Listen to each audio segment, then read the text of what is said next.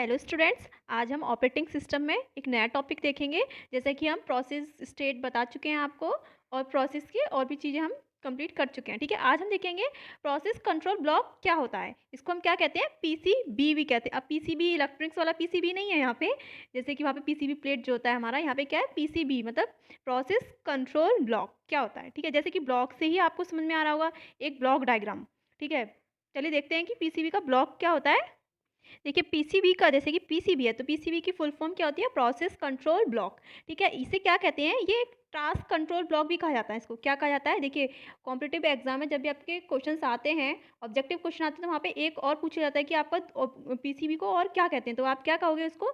कि task control block भी कहते हैं इसको। ठीक है, अब पीसीबी क्या है? जैसे कि हम इसको ये भी कह सकते हैं, ये क्या है? जैसे कि हम डेटा स्ट्रक्चर पढ़े हैं ना, तो वो क्या, ये इसको क्या कहते हैं? एक डेटा स्ट्रक्चर है, मतलब कि एक स्ट्रक्चर के फॉर्म में तो हमारा काम कर रहा है। इसे, इसके जो भी प्रोसेसर होते हैं और टास्क जो होते हैं वो क्या कराते हैं? ऑपरेटिंग सिस्टम के द्वारा ही क्या होते हैं? मेंटेन किए जाते हैं। ठीक है, ये भी कह सकते हैं इसको हम। ठीक है, इजी वे में देखा है तो इसको क्या कहते हैं? पीसीबी को, पीसीबी एक डेटा स्ट्रक्चर तो है ही, जिसका यूज हम किसमें करते हैं? प्रोसेस की इंफॉर्मेशन को स्टोर करने के लिए किया जाता है। क्या किया जाता है?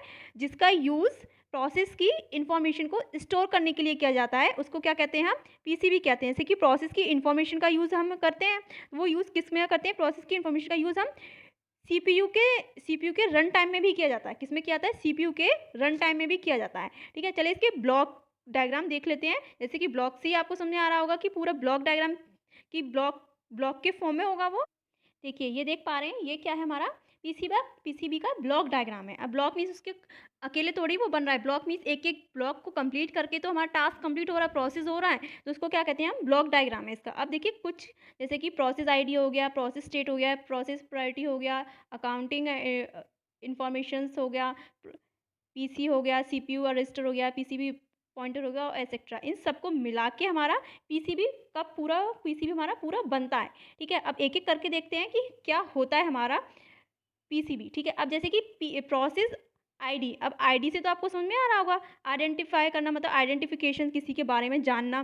तो अब प्रोसेस आइडेंटिफिकेशन क्या होता है? जो भी हमारे सिस्टम होते हैं, सिस्टम में एक टाइम में हम क्या कराते हैं? बहुत सारे प्रोसेस करा सकते हैं एक साथ, मतलब एक साथ हम क्या कराते हैं? प्रोसेसिंग के लिए बहुत सारे, जैसे कि हमारे पास सिस्टम है एक, ठीक है, सिस्टम है एक, तो एक समय में हम प्रोसेस कराने के लिए बहुत सारे रन करा सकते हैं ना, एक साथ ही तो रन कराएंगे ना। अब सिस्टम को क्या कराते हैं? प्रोसेस की शेड्यूलिंग कराते हैं इससे। ठीक है, अब देखिए समझा है, जैसे कि हम क्या, जैसे कि एक हमारा कंप्यूटर साइंस ब्रांच है। ठीक है, अब उस कंप्यूटर साइंस में ब्रांच में कितने आपकी 60 स्टूडेंट्स हैं। 60 स्टूडेंट में से तो सबके पास आइडेंटिटी होती है ना, अपनी आईडी कार्ड होता है ना। तो आईडी कार्ड मीन्स वो आपका एक आइडेंटिटी, मतलब कुछ यूनिक कोड हो गया ना। यूनिक मीन्स आपका वहाँ पे फोटो लिखा है, आपका एड्रेस हो गया।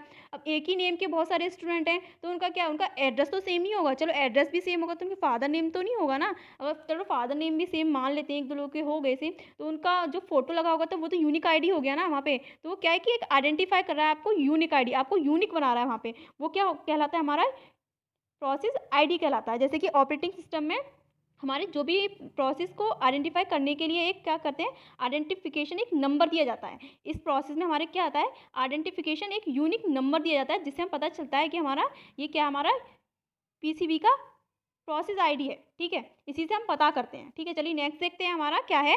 Process state.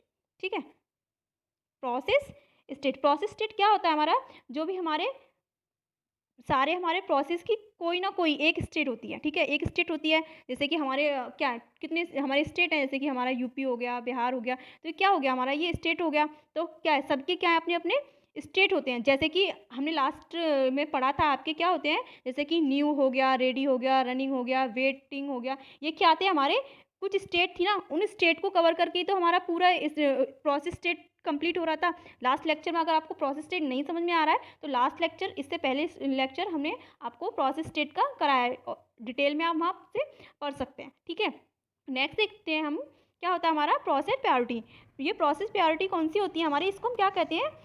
ये क्या होते हैं? जो भी हमारे सीपीयू की शेड्यूलिंग इन्फॉर्मेशन होती है ना, उसको उसका यूज़ जो हम प्रोसेस की प्रायोरिटी को सेट करने के लिए करते हैं। किसको करते हैं? प्रायोरिटी को सेट करने के लिए करते हैं। ये होता है हमारा प्रोसेस प्रायोरिटी। अब देखिए अकाउंटिंग इन्फॉर्मेशन क्या होता है हमारा? अकाउंटिंग इन्फॉर्मेशन होता है हमारा देखिए अकाउंटिंग इन्फॉर्मेशन क्या होती है, जैसे कि अकाउंटिंग से ही समझ में आ रहा है अकाउंट मतलब कि 0 से लेके हमारे 0 1 2 3 4 5 6 अप टू मतलब 1000 और एंड टू नंबर्स जितने भी होते हैं हमारे, वो अकाउंटिंग के फॉर्म में होते हैं, मतलब अकाउंट में। उसको हम क्या करते हैं, उसकी इन्फॉर्मेशन को ऐड करना, या हम क्या करते हैं सीपीयू के अंदर यूटिलाइजेशन कराते हैं इसमें।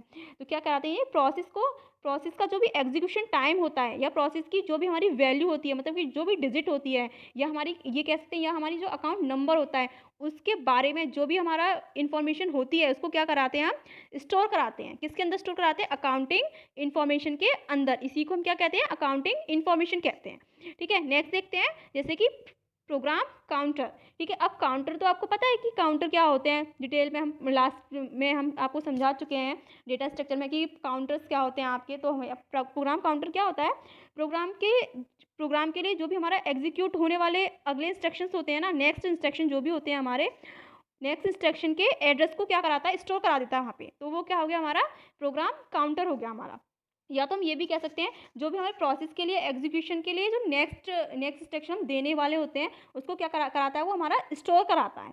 ठीक है, नेक्स्ट ये क्या कहलाता है, हमारा प्रोग्राम काउंटर कहते हैं इसको। देखिए, और क्या कहते हैं, सीपीयू रजिस्टर क्या होता है हमारा, सीपीयू रजिस्टर्स हमारे होते हैं, जो रजिस्टर कितने भी, देखिए रजिस्टर कितने प्रकार के हो सकते हैं आपके।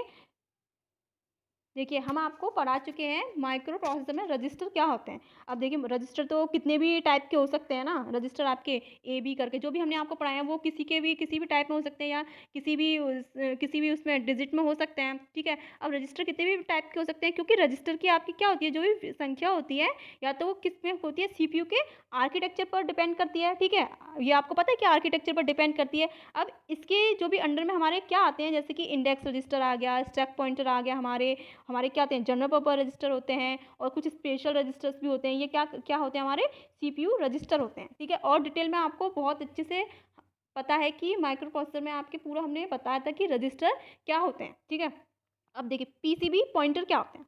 ठीक है, पीसीबी पॉइंटर में क्या होता है, हमारे हम पीसीबी पॉइंटर क्या होते हैं, जैसे कि हमारे रेडी क्यू है, पॉइंटर्स है, उसमें क्या करते हैं, मेंटेन करने के लिए मेंटेन किए जाते हैं। ठीक है, स्टेट है जो हमने कि हमारा पीसीबी क्या होता है, ऑपरेटिंग सिस्टम डिपेंडेंट होता है।